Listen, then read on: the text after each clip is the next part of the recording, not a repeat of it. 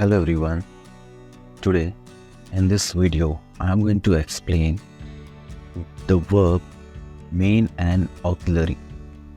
So let's begin with the example. Look at the verb in the following sentences. First, Tina had taken the shortcut yet she was late. Second, the little lost child was crying inconsolably. Third, I was asked to submit my papers here. You must send me the easy today. Fifth, where do you study? Now look at the function at the verb combination in each of the sentences. Had, taken, function. To make the past perfect tense. Was, crying. To make the past continuous tense. Was, asked. To make the passive. Must, send. To express an obligation. Do, study. To make a question. In these sentences, the words had, was, must, and do are auxiliary or helping verb. As we see, these verbs have been used with finite verbs or main verbs to make tenses, passive forms, questions, and negatives. Auxiliary verbs have no meaning on their own. They are necessary because they help the main verb to form the grammatical structure of a sentence, but they do not tell us very much alone. Auxiliary verbs, however, have several very important functions. To form questions, auxiliary verbs change places with the subject to form questions. This is taking too long. Is this taking too long? I can help you. Can I help you? I have had lunch. Have you had lunch? To form short answers, auxiliary verb help to form short response. From such response, the main verb is omitted and its meaning is implied. Can you help me clean this room? Yes, I can. Will you be here on time? Yes, I will. To avoid repetition, we use auxiliary verbs to avoid repetitions. For example, bring all that you can. Bring.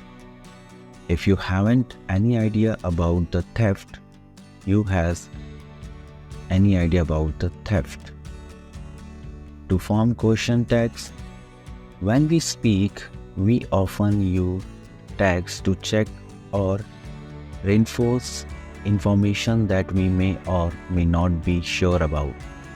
Sometimes we just use them to make a point or to create a dramatic effect. For example, this is a great book, isn't it? You can sing, can't you? They were tired, weren't they? Usually, a positive statement is followed by a negative question tag and a negative statement by a positive question tag. As we see, an auxiliary verb is used in every question tag. When a statement does not have any auxiliary verb, we use the auxiliary do in the question tag. For example, you like sweets, don't you? They left early, didn't they? Auxiliary verbs fall into three basic groups. First, primary or main auxiliary verb, modals or modal auxiliary verbs, other auxiliary verbs with the characteristics of modals. Primary auxiliary verb.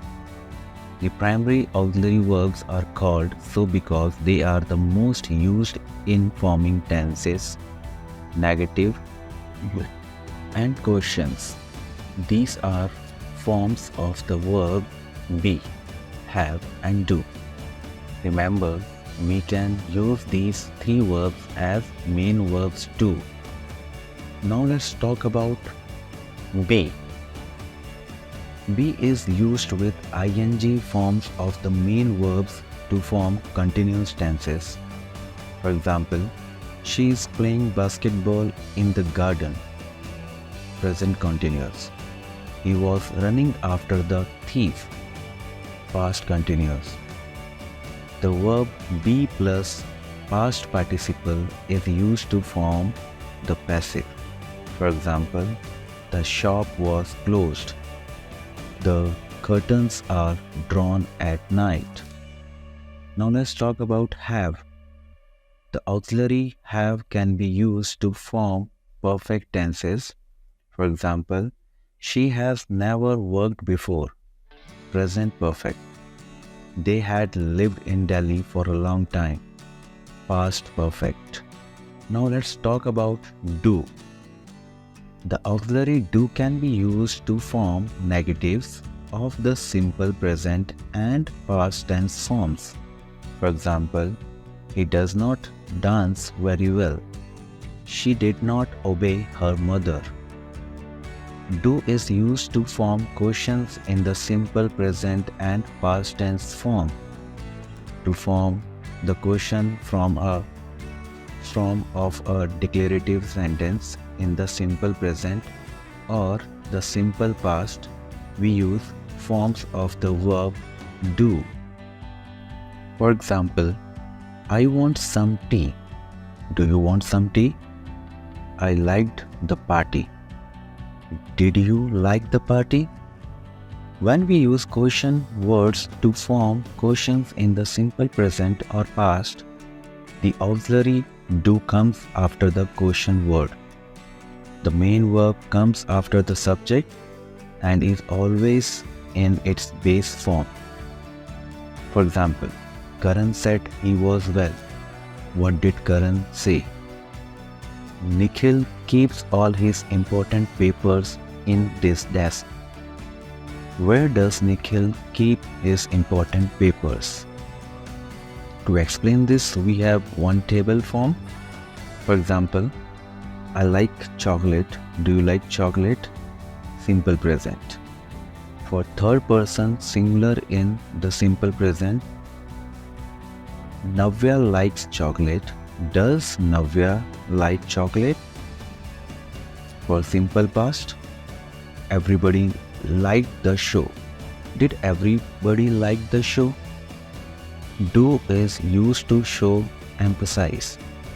He does seem very tired.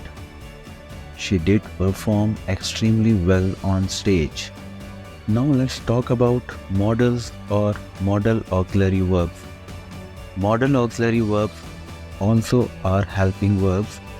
They are used before main verbs to express a range of meanings such as ability, possibility, certainty, suggestions, permission, obligation, and so on. In almost all cases, the modal verb does not change according to the subject of the sentences.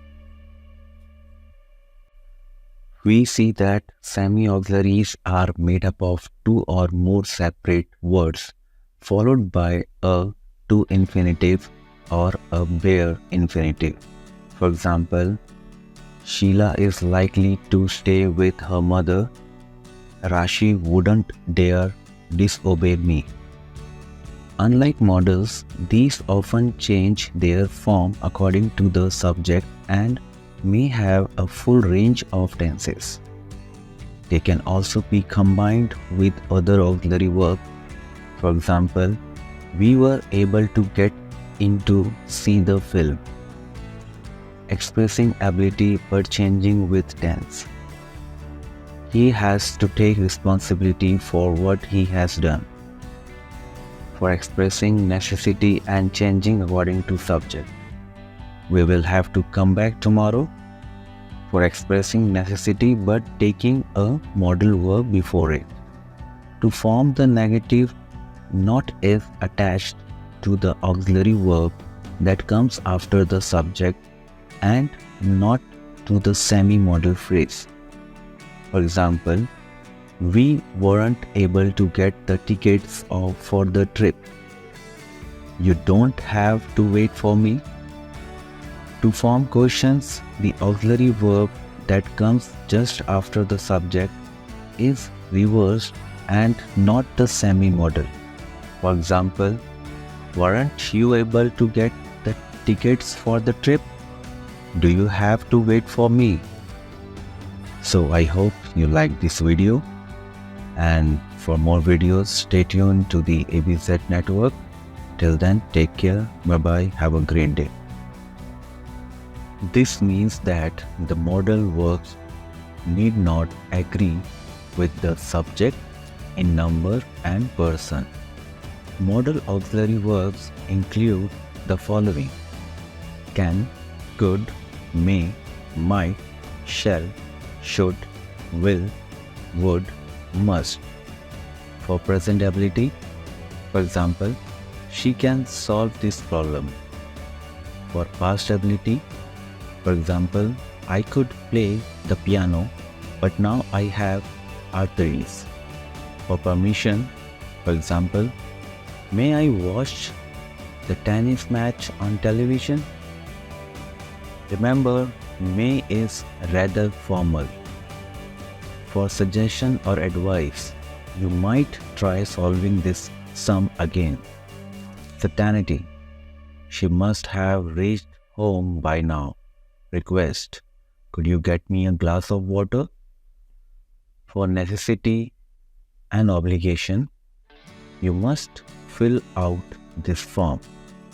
Other auxiliary verbs with the characteristics of modals. Now look at these example sentences. I will be able to finish this today. Karan had to prepare for his test. We didn't leave so early. Everybody ought to follow rules. Don't you dare step out of the house. In these sentences, the italicized words are modal in meaning, but they do not always behave like modals. Such phrases are called semi-modals. Some of these are be about to, be able to, be like to, had better, have to. Give this video a huge thumbs up, and don't forget to hit the subscribe button and click on the bell beside the subscribe button to be notified every time we upload. Until next time, take care and stay tuned to the ABZ network on Instagram, Twitter and Facebook.